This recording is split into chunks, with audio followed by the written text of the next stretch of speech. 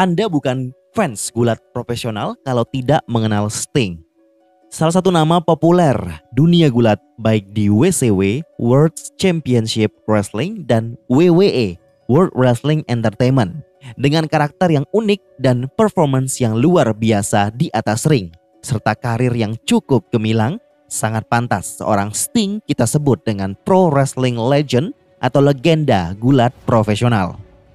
Nama Sting sendiri mulai dikenal sejak era NWA dan berlanjut ke WCW. Setelah WCW bangkrut, Sting memilih untuk tidak pindah ke brand rivalnya WCW yaitu WWF pada saat itu. Sting lebih memilih untuk berkarir di TNA, Total Nonstop Action. Barulah di era gulat modern, akhirnya Sting bergabung ke WWE dan masuk sebagai salah satu Hall of Famer. Setelah itu dan sampai saat ini, tidak ada yang menduga sebelumnya kalau di usianya sudah bisa dibilang lansia di atas 60 tahun saat ini menjadi pegulat dan aktif berkarir di All Elite Wrestling. Di Gulat Story kali ini, kita akan bahas karir sang si wajah putih legenda gulat Sting. Cuma di Gilang Wrestling because you deserve it.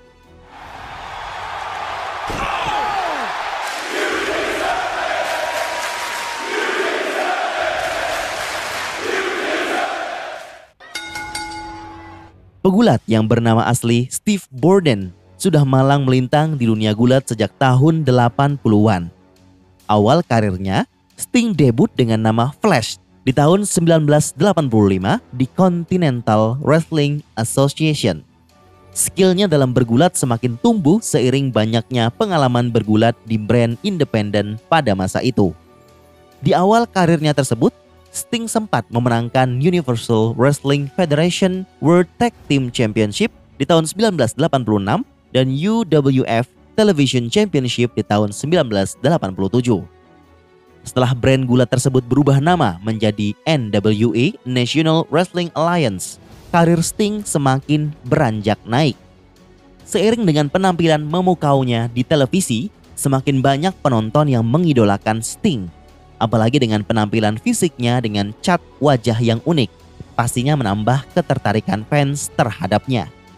Sampailah pada masa WCW yang sebelumnya bergabung dengan NWA dan berpisah untuk berdiri sendiri menjadi sebuah brand yang lebih besar, lebih masif lagi. Di masa-masa awal WCW inilah, Sting menjadi lebih bersinar karena dia menjadi wajah dari WCW pada saat itu. Di tahun 1990, Sting membuktikan kepada banyak orang skill gulatnya yang luar biasa saat menghadapi Ric Flair untuk memenangkan gelar NWA. Kemudian di tahun 1992, Sting juga berhasil mengalahkan Lex Luger untuk mendapatkan gelar juara WCW pertamanya. Sejak saat itulah, Sting sudah dianggap sebagai salah satu nama besar di dunia gulat. Di era WCW awal 90-an tersebut, Sting banyak melakukan feud di beberapa storyline termasuk dengan Hulk Hogan yang dimana saat itu WCW tengah bertempur rating dengan WWF. Dengan cat wajah yang unik dan karisma sang pegulat, itu membuat Sting dapat bertahan di atas. Tetapi semuanya berubah sejak Eric Bischoff mengambil alih WCW. Semua menjadi seperti sebuah brand gulat yang berperang abis-abisan melawan WWF dengan dominasi dari NWO yang membuat karakter Sting tenggelam. Sampailah di tahun 1996, tepatnya di 21 Oktober, Sting kembali ke WCW dengan karakter atau persona yang jauh berbeda dari sebelumnya. Dari Sting yang dikenal energik, happy, menyenangkan, menjadi seorang dengan kostum hitam dan cat wajah putih, terlihat seperti The Crow, salah satu karakter populer dari komik dan film di tahun 1994. Dengan return yang menjanjikan dan feud dengan NWO membuat nama Sting kembali memuncaki popularitas di dunia gulat saat itu. Sempat NWO menawarkan Sting untuk bergabung, tetapi ditolak. Sayangnya, setahun setelah itu, Sting seolah menghilang dari WCW karena saat itu Eric lebih memfokuskan storyline ke NWO. Di akhir masa-masa keemasan WCW, Sting masih memberikan performa terbaiknya. Hingga tiba saat di mana WCW mulai tenggelam seiring dengan bangkitnya brand gulat WWF Attitude pada saat itu dengan Stone Cold, The Rock, dan D-Generation X yang menguasai wajah dunia gulat di era baru tahun 2000-an. Setelah Vince McMahon membeli WCW, bukan berarti Sting langsung pindah dan bergulat di WWF. Sting memilih untuk berhenti sejenak untuk hidup bersama keluarganya. Tetapi, setelah dia memutuskan untuk kembali, dia lebih memilih ke brand selain WWF, yaitu TNA, Total Nonstop Action. Sting bergabung ke TNA yang awalnya berafiliasi dengan NWA di tahun 2003. Itu membuat nama TNA banyak dikenal dan menjadi cukup populer pada masanya. Selama lebih dari 10 tahun, Sting berkarir di TNA, membantu menaikkan talenta-talenta muda di promosi tersebut sambil mengembangkan karakternya selama di TNA. Di tahun 2008, saat film The Dark Knight cukup populer, Sting terinspirasi dengan itu dan mengubah cat wajah dan karakternya menjadi seperti Heath Ledger, Joker. Ini juga membuat fans jadi lebih semangat dan tertarik dengan TNA. Ada juga beberapa feud dan storyline yang mengecewakan dijalankan Sting pada saat di TNA. Tetapi karirnya di promosi gulat tersebut tetap bisa dibilang cukup mengesankan. Selama hampir 30 tahun di dunia gulat profesional, dengan banyaknya gelar yang pernah didapat dan pertandingan yang impresif, Sting akhirnya muncul di ringnya WWE pada tahun 2014. Tepatnya saat Survivor Series Pay-Per-View 23 November, di mana Sting memberikan Scorpion Death Drop-nya ke Triple H. Itu menjadi momen yang tak terlupakan di dunia gulat profesional. Feud-nya dengan Triple H berlanjut ke WrestleMania 31. Pada saat itu, WWE membuat sebuah penampilan yang fenomenal melibatkan member NWO dan DX, membuat semua fans bernostalgia akan perseteruan rating di masa lampau. Sting sempat kembali dalam cerita melawan Authority pada saat itu yang berlanjut ke match melawan Seth Rollins. Itu menjadi match terakhir Sting di WWE, yang menyebabkan dia cedera dan harus pensiun dari dunia gulat. Diumumkan di tahun 2016, Sting menjadi highlight untuk WWE Hall of Famer Class of 2016. Sempat Sting beberapa kali muncul di program-programnya WWE sebagai tamu. Dan di bulan Mei 2020, Sting tidak lagi terikat kontrak dengan WWE, membuatnya menjadi free agent. Di umurnya yang sudah lanjut usia, banyak yang meragukan kemampuan Sting untuk kembali bergulat. Tetapi hal mengejutkan terjadi.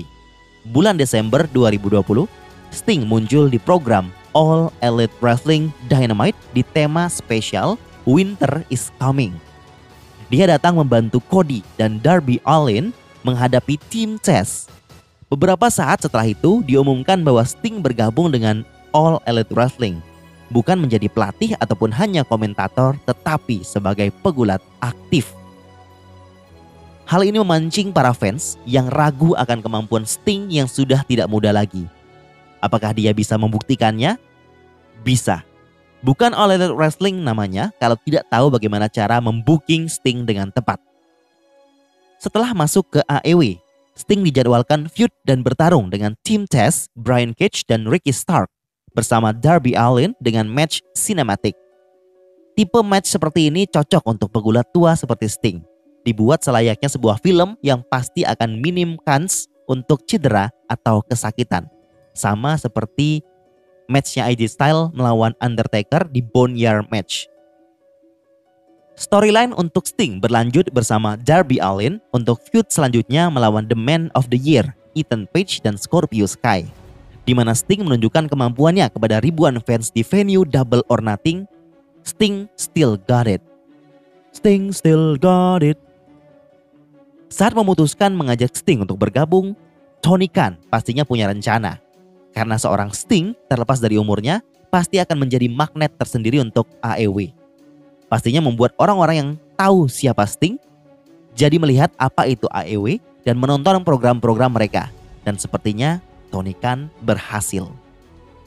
Di saat fans Sting berpikir tidak akan bisa melihat Sting bergulat lagi, All Elite Wrestling memberikan hal di luar ekspektasi dan sungguh-sungguh memuaskan.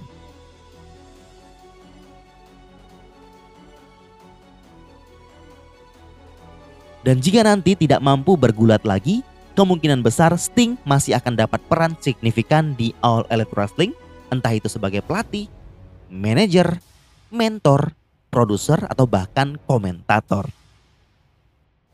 Satu hal yang banyak fans, termasuk kita di sini, sesalkan. WWE tidak memberikan kita semua dream match, pertandingan impian, Sting versus Undertaker, tanpa alasan yang jelas.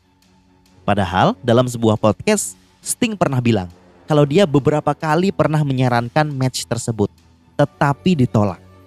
Alhasil sampai Undertaker pensiun, kita tidak akan bisa menyaksikannya. Menurut teman-teman, mana momen yang paling kalian suka di karirnya Sting selama di dunia gulat profesional? Komen di bawah ya. Terima kasih sudah menyimak sampai habis episode Gulat Story kali ini.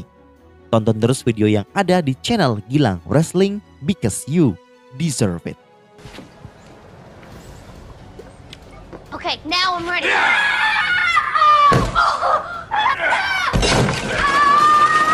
It looks so real. Don't count on straight.